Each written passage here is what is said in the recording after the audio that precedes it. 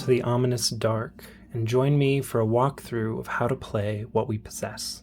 I'm Seven Dane Asman, the game's creator, and I'd like to invite you through a ghost story as told by What We Possess.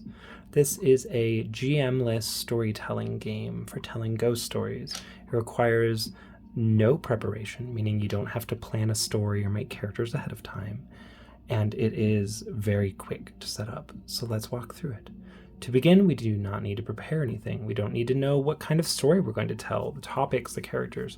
All that's needed is the desire to step into the dark and tell a tale of hope, longing, or perhaps a grim end. Setting up to play is simple. First, we shuffle and we draw a location card. For our game, we have drawn the theater. We roll 2 dice that come with the game. Boop. All right, we have a 3 and a 5. At the top of the card here, we have what these are assigned to. So the first one is assigned to the state of the location. On a 1 to 2, it's really pristine. On a 3 to 4, it is a little worn down. And on a 5 to 6, it is likely derelict. We can see this in the sentences here below. It is either a gleaming jewel of town, an older community theater, which is the one we have, or it could have been an abandoned building. The second die is assigned to the time of the location. In our case, we got a 5. So 1 and 2 is typically around day, 3 and 4 is around heading into evening, and 5 and 6 is late at night. Now, down here we also have a sentence that talks about the time. It says, is it a day show, an evening show, or is it the middle of the night with the stage empty? That's the one we have. So we have an older community theater, and our time is going to be the middle of the night with the stage empty. Now that we know the space and what it's like and what time of day it is, next we get to identify the vessels that are on the bottom of the location card that match them to our time. So we have this moon symbol here for it being late at night, and down here we have 3 vessels that tend to come with the theater. These have no moon, there's the moon. So we're going to need this character. This happens to be the janitor. This is the vessels deck right here. It's full of animals, people, objects, and machines. So I went ahead and got the janitor already for the theater. So we're going to have the janitor here. The next thing that we have is we are going to have a number of additional vessels beyond the ones that were prescribed based on the state and the time. There's tiny little numbers here, you can't quite read them, but we have a 4 and a 2, so we'll need 6 more vessels. I'm going to remove these other decks for now. We don't need them just yet.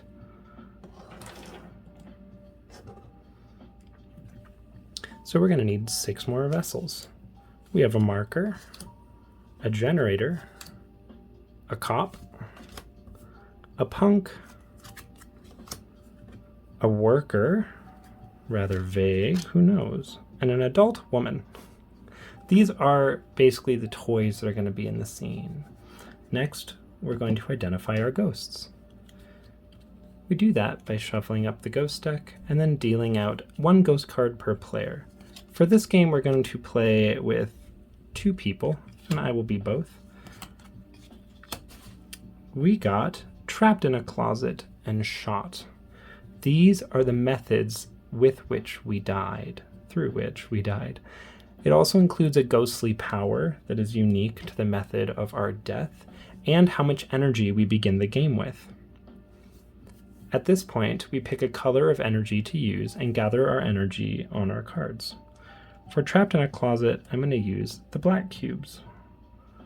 It says that I start with 8 energy at the bottom of the card, so I will do so.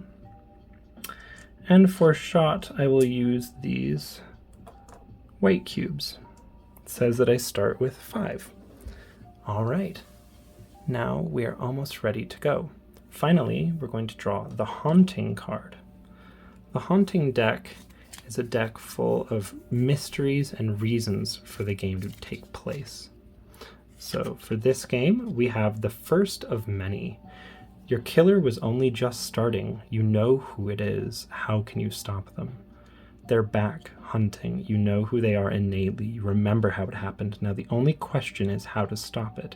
Our central mystery for this game is how to stop the killer and how to warn the living. Now, at this point, you can set this card aside. Any player who's taking part in the game can always pop over and grab it real quick to read through it again, but that is the core mystery that we are trying to solve here. All right, now the game begins. Either the shot ghost or the trapped in the closet ghost can begin. It doesn't matter, there's no order. Only thing that does matter is that once a player acts, they should let other players act before they take their turn again. This is one of the reasons it's really beneficial to have separate colored energy cubes. You'll notice when someone has been taking a lot of turns and someone hasn't. So the way the game begins works like this. I, as the trapped in a closet ghost, want to use one of my energy to suggest a scene. When you're opening up the game, your goal is to get all the vessels moving or interacting with something in the space. So I think that it is pretty easy for me to decide how some of this is working. The worker, the janitor, the generator, the marker, I'm going to place my cube on the janitor, and I'm going to suggest a scene with them in the theater. It's late at night, there's no show happening, so I'm going to say that the janitor is doing final cleanup for the evening, and that the worker is also doing final things around the front of the theater, probably handling tickets and stuff, or putting away money, counting things. The marker is here in the office with the worker, the generator is backstage with the janitor, and they are just cleaning up. Now what I've done is help set a scene for what these people are doing in this space. I don't have to do anything more than that. If I wanted, I could begin to explain additional things that they might be doing, but that's not necessary. I can just leave it at that. From here, I might say, oh, I have an idea, says the shot ghost. And they want to interact with these other vessels to get them set in the scene. I'm going to put it on the punk and the adult woman. I'm going to say that these two are a couple and that they were breaking in to the back of the theater and had just done so when a cop happened to be passing by and follows in after them. At the moment, the punk and the woman are hiding somewhere in the back of the theater. And since they're in the back of the theater, and that's where I said the janitor was, I'm going to move them over here. Just having things in the same area to let you know who's interacting with who is always really helpful. At this point, you can just say what people are doing, or you can choose to begin to roleplay or suggest maybe conversations that the living vessels might be having in this space. Because I led scenes with these vessels, I've placed energy on the ones that I wanted to interact with. Notice that though I used 4 vessels, the worker, the marker, the generator, and the janitor with my 1 black energy cube, I just placed it on the janitor, because that's the one I'm kind of the most interested in playing around with later. Likewise, even though I used 3 vessels here, only 1 energy was placed. Anytime that you want to suggest a scene, it takes 1 energy, period. And you can suggest all kinds of scenes. They don't have to be any particular thing, and they definitely don't have to be very spooky or in-depth, as long as you're keeping the story moving. Now that I've done this, and I have the punk and the woman and the cop coming in the back and the janitor here as well, things can start to get interactive. Boop-a-doob.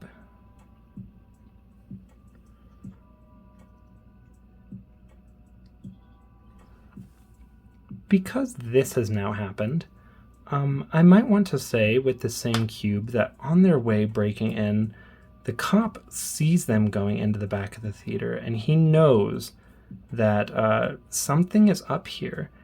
He's not following them because he thought they were breaking in. He's following them because he might know one of these people. At this point, either of the ghosts can decide, because the haunting said we know who our killer was, that any of these people are our killer. that doesn't solve the question. The question is, how do we stop the killer and how do we warn the living? So at this point, I think it's really easy for one of us, I'm going to say the shot ghost, to say the cop is their killer and they're following this woman with some kind of strange intention. This is a little early in the game, but at any point that you feel that something is coming up relevant to the mystery and you're gaining new information, such as when the shot ghost said the cop is following them in, but not because they're breaking in. He has some other reason. That is something mysterious and moves towards our mystery, so we get a clue card. Whoever draws the clue card has to then take this symbol, this item, this weird thing, and tie it into our mystery. This is the feather. Now, it has a lot of text on here that is leading questions. Should this be here? Did a child carry it? Was it part of a costume or from a favorite bird, perhaps? Now, it has a name, an image, and these leading questions. And while this could belong to a real bird, perhaps the killer has a pet parakeet, I think I want to interpret this clue metaphorically.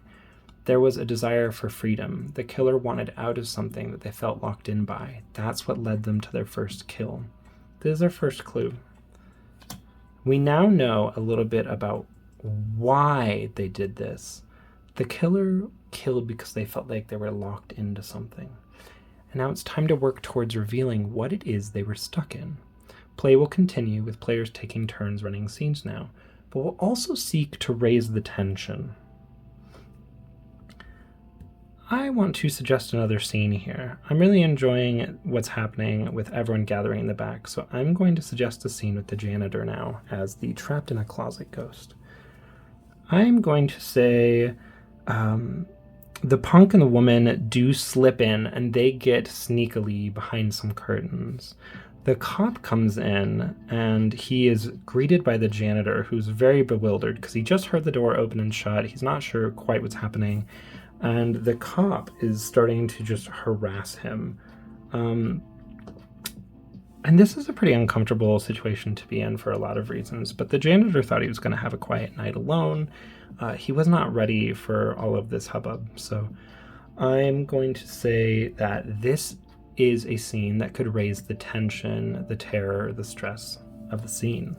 Anytime that you think something has happened that could raise the tension of the moment, you as a table get to discuss, is this 1, 2, or 3 scary?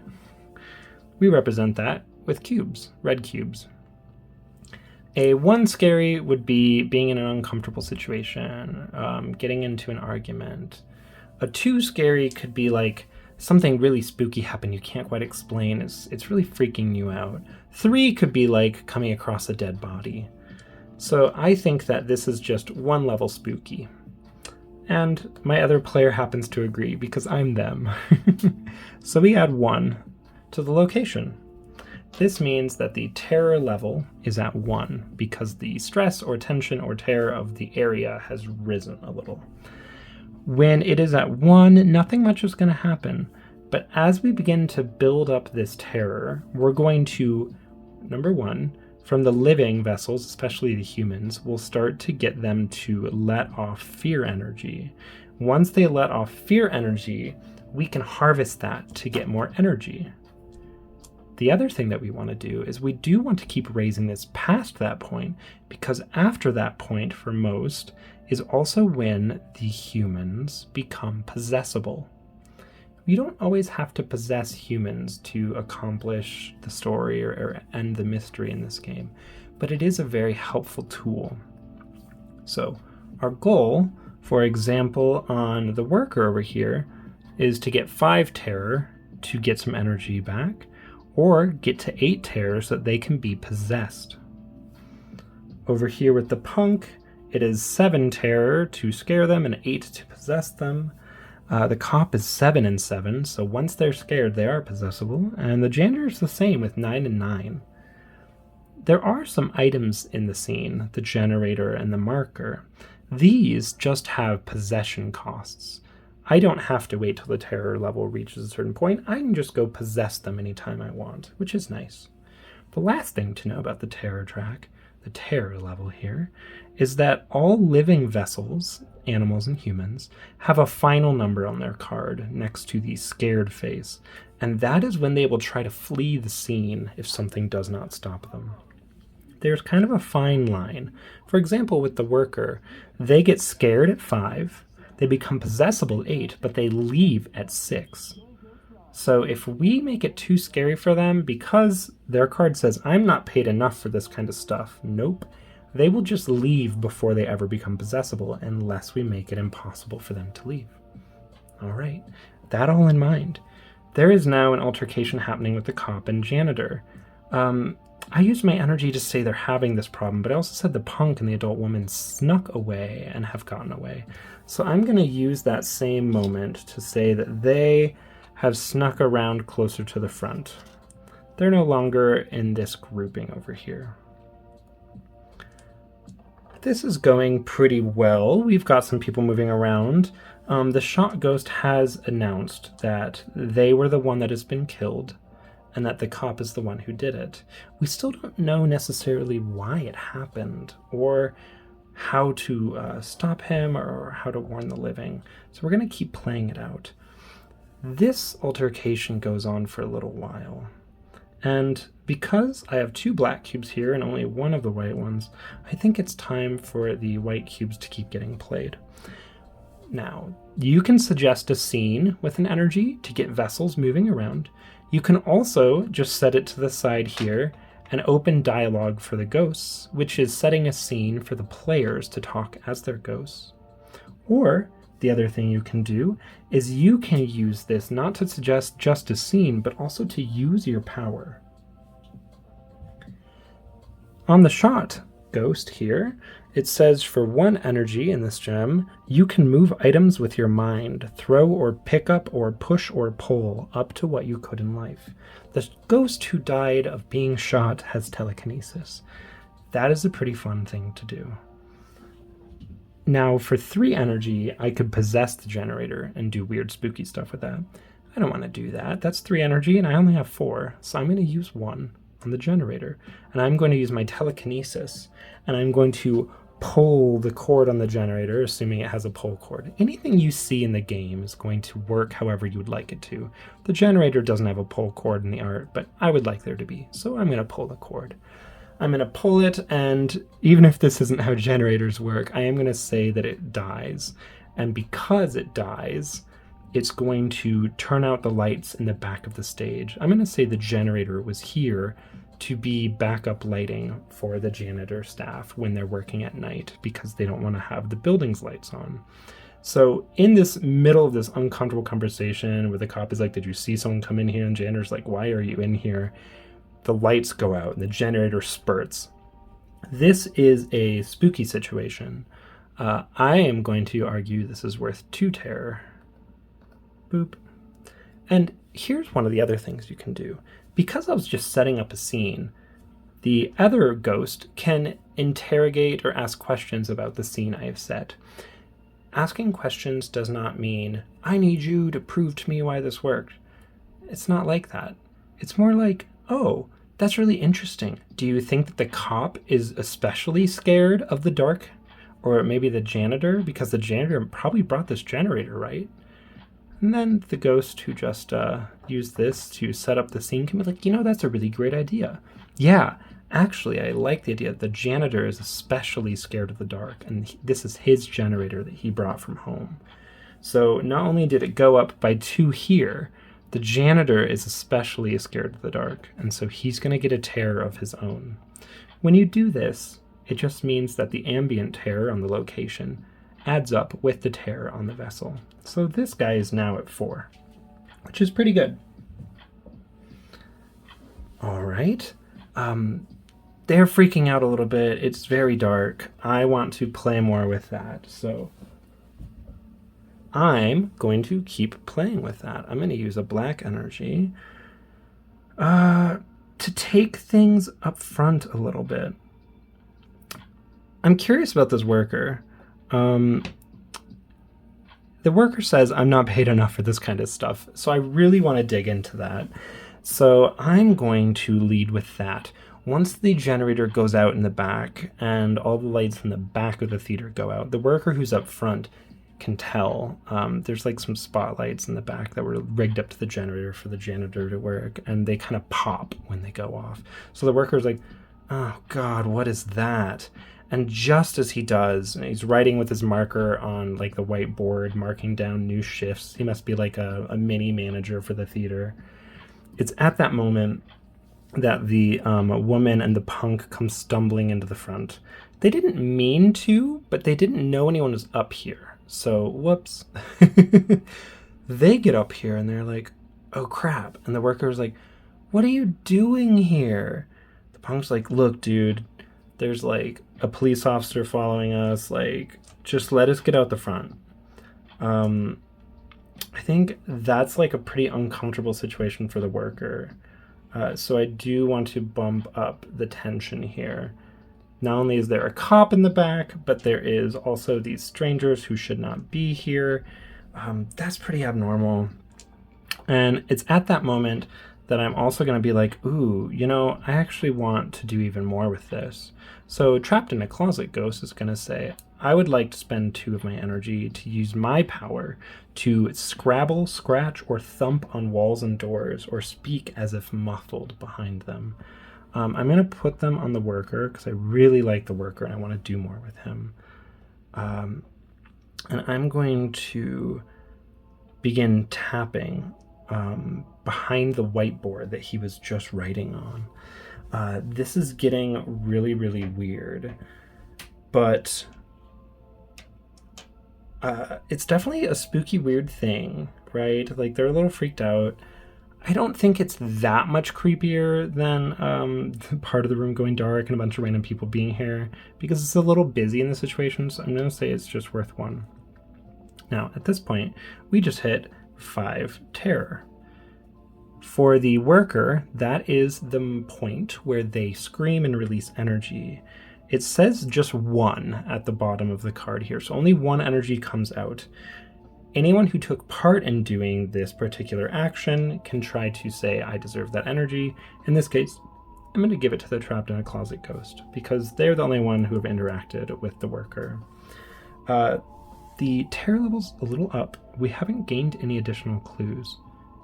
But I do want to say that the worker, knowing that there's a cop here, goes to put some weird item away. And that item gives us some kind of connection to our killer. So I'm going to say this gives us a clue. Knowing there's a cop here made the worker worried. We got VHS. All right. This one's going to be literal.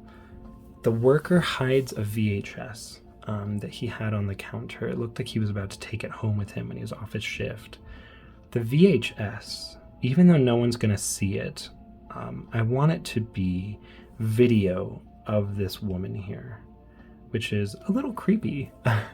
But I think that's especially why the worker was a little freaked out by seeing this couple, because the videotape has footage of this woman, but always from a little bit far away. It has been like, it's like stalker footage. And yeah, that's a really weird one. But there's a lot of ways I could have taken the VHS. It could have been the murder that happened to the shot ghost. It could have been a snuff film. It could have been all these things. But what I really like is that the shot ghost can now say, oh, and the woman that was on that VHS, this woman here, I now remember, looked like me. And now we begin to get an idea. This guy is the killer, for sure. But he did not follow the woman for no reason. He followed her because she looked like the shot ghost. Now, everything we're doing here is just riffing off of each other's scenes and riffing off of the clues we get. But we have now built a bit of a story about this man who seems like he could be a serial killer. Okay, but we're not done yet. Play continues. Let's say I've only got 3 energy here, but I do want to use some. I want to further this scene over here, so I'm going to further the scene with the cop. When the lights went out, the cop, this particular guy, as we now know, is a killer. I'm going to say that he rests his hand on his gun, even though he knows he's not in danger. He might be a little more predisposed to killing. He's going to rest his hand on his gun. He's going to tell the janitor to get the lights back on.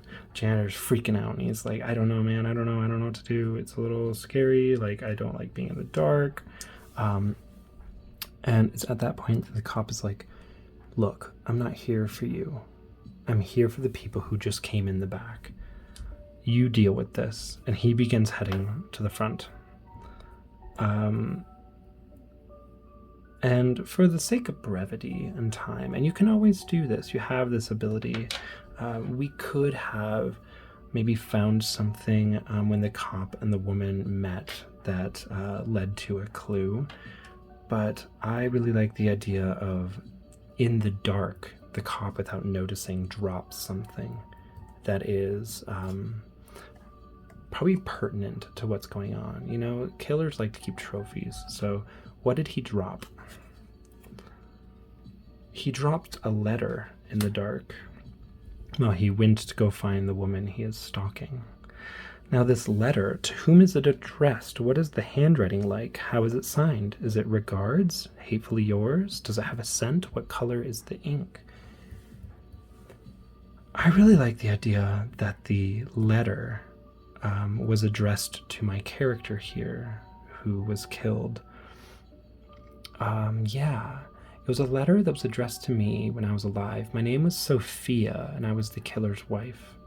It was the letter he sent me when he tried to end our relationship, warning me about something dark and scary that he didn't think he could see the rest of our relationship through because of that.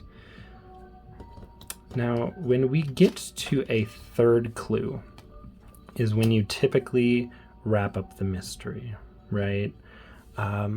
If you feel like you haven't gotten all the information you want yet, you can play for a fourth clue if you'd like. But at this point, I actually think we understand the killer and the motivation pretty well. The cop wanted to be free of something that he felt restricted by. It turned out it was their marriage. The VHS gave us the information that he has been stalking new victims and that they even look like Sophia, our ghost. And now that he's dropped this letter, we realize that what happened was kind of his breaking point. Because I wouldn't let the love of my life go and I tried to stick with him, that night that I went back to him was the night he stopped trying to keep himself from hurting me. That's when he shot me.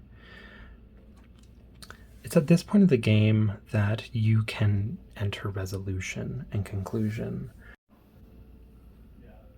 Now that we have understood what was happening with him, that he felt like he was trapped in a relationship he couldn't get out of, that he was beginning to stalk a new victim, and now that we have the letter that lets me know that tragically it was me who pushed him over his limit and led to his first kill, I realize that we do have to do something about this. So the shot ghost only has 2 energy left. Now, when you use up your last energy, you are lost. The way it works is that the location we're trapped in is surrounded by this black wall of whispers. And every day we know that once our ghostly energy leaves us, we will be subsumed into the wall of whispers. But it might not be all that bad. We know we have to stop him.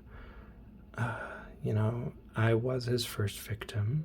He's already looking for someone else that looks like me, who's right here in this space with us. Whew. He'd spent his life trying not to be the killer he was, but my attempt to stay true to our love pushed him the last bit too far, and now he wants the rush of the kill all over again. As much as I love him, and I do, I know now that he won't stop. It wasn't my fault I pushed him to this breaking point. The fault lies with the dark cruelty in his heart. He was always going to kill. I was just the unfortunate one who died for him. I will not let him leave.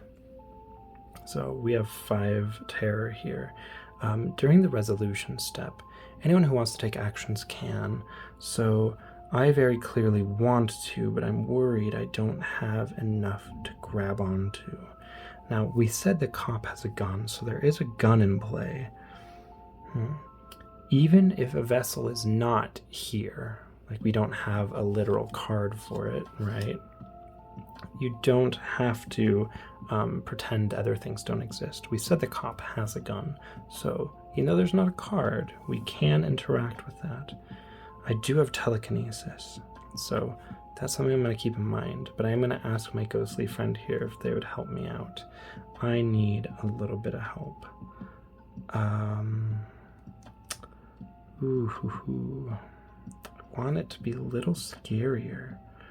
So we have 5 here. I need 8 to get in the worker's body. So Trapped in a Closet Ghost is going to use an energy on the marker and possess it.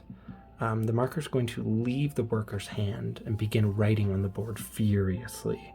And it's going to say, "You can't let him leave. You can't let him leave. Lock the doors. Lock the doors." This is a blatant, weird, supernatural event. So I'm going to say that, without a doubt, this is 2 additional energy. So we are up to 7 on here. At this point, the punk gives off 2 energy. I'm going to ask very nicely if we can split the energy because I'm running out. The Trapped in a Closet Ghost says, yes, absolutely, have some. The punk is now scared. The cop is now scared and gives off 2 energy as well. So I'm going to say, hey, I would love that too. And just like that, we've gained quite a bit of energy back. Unfortunately, the worker did not get to 8. We cannot possess them and they will leave at 6. This event was too scary for them. They're going to tap out. All right, worker, goodbye. The worker's no longer part of our game.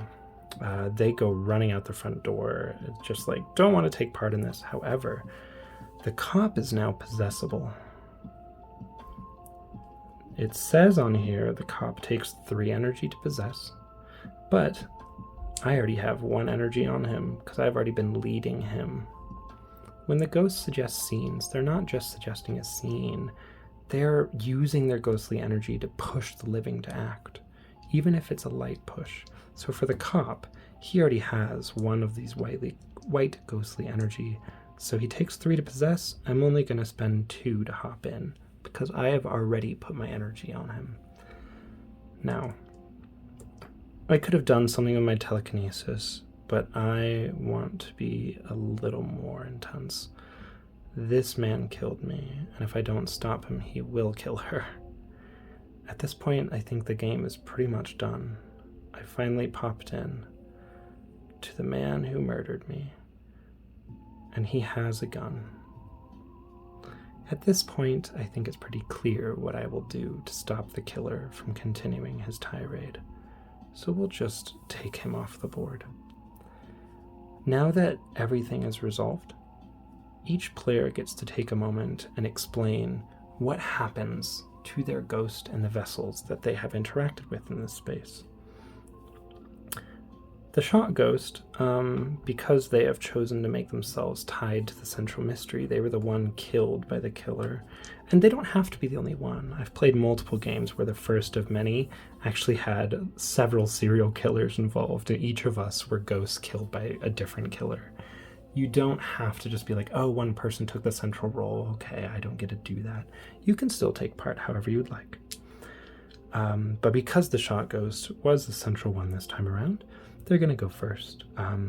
They possessed the cop's body, took him somewhere dark and secret, and finished him off with his gun. They still have 2 energy left, but this is kind of why they were sticking around. So they're going to go ahead and say they're done. They're going to release their energy and be done, whatever that means. There's nothing in the rules that explains what happens to you when you run out of energy for sure, or what it means to join the Black Wall of Whispers. And there's nothing to say that you can't say that instead you move on because you did what you were here for.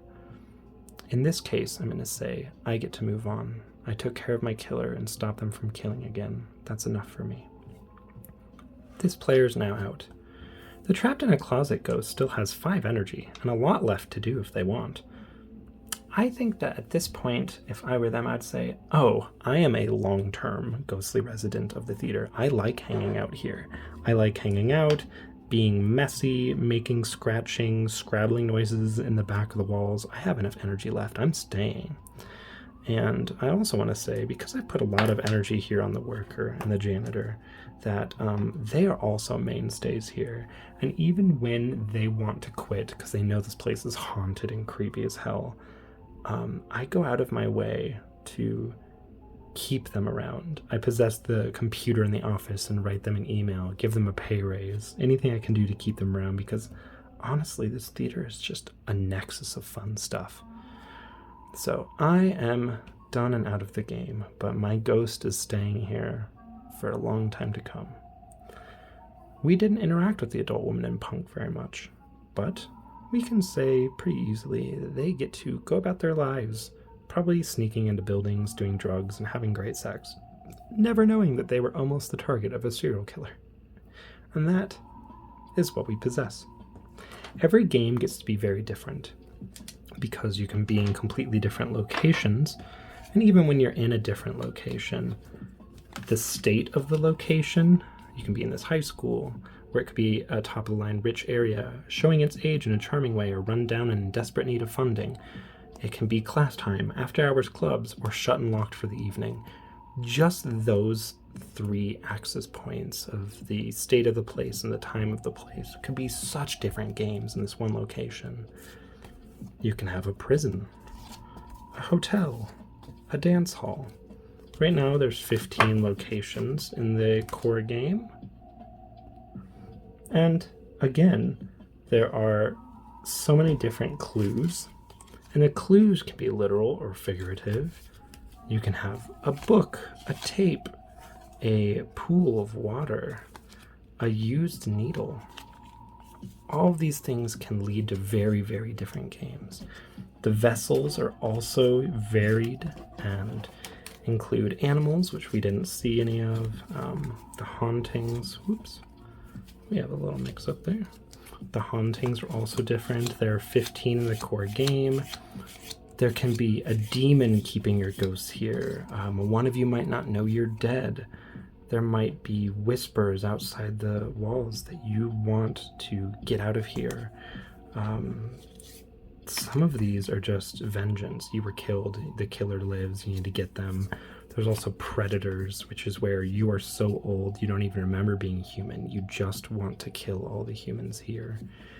Every game gets to be completely different because of a mixture of the haunting, the location, the clues, of course, and then obviously the vessels. There are teenagers and lamps, there's cats, there's cars, there's bundles of rats. In this way, the game will never be the same. It's very quick to set up. You can play easily in just the half an hour I did it, if you want to do a very quick one. Most games have taken between an hour and 2 hours, though. That is just from people really getting into fun scenes, doing creepy things to set up spooky moments to raise the terror, possessing people and doing creepy things to raise the terror. There's really no way that the game ends where it's not different from the last time you played, especially because whoever's playing brings whatever they bring to it. So that was what we possess. Thank you so much for joining me, and I hope to see you over on the Kickstarter. All right, bye-bye.